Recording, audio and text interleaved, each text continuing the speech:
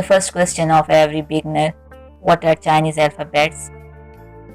For spoken Chinese, we need to learn Pinyin. And for written Chinese, we need to know about characters. For example, this is character for cat in Chinese. And this is Pinyin for cat, Mao. Pinyin tells us how to read a character.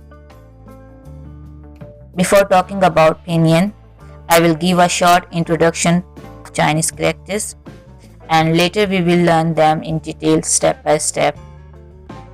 Characters are combination of different symbols, and these symbols are called radicals. There are 214 radicals in total, and don't worry, we don't need to do all of them. We just need about 130 radicals to go through HSK 6 or level 6 in Chinese language. Now we see what are Pinyin. Pinyin. For spoken Chinese, we need to learn Pinyin. It is a phonetic system for Chinese language, and we may say this is romanization of Chinese character that tell us how to spell a Chinese character.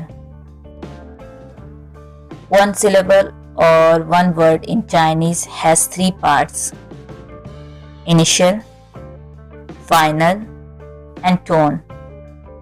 For example, in word Mao, M is initial, and Ao, this is final, and this symbol is tone.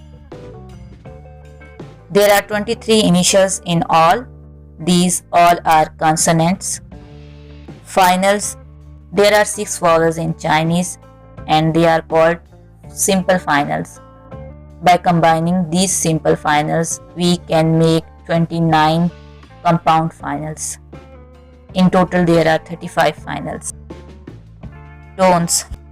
There are 4 tones in Chinese, and they look like these symbols.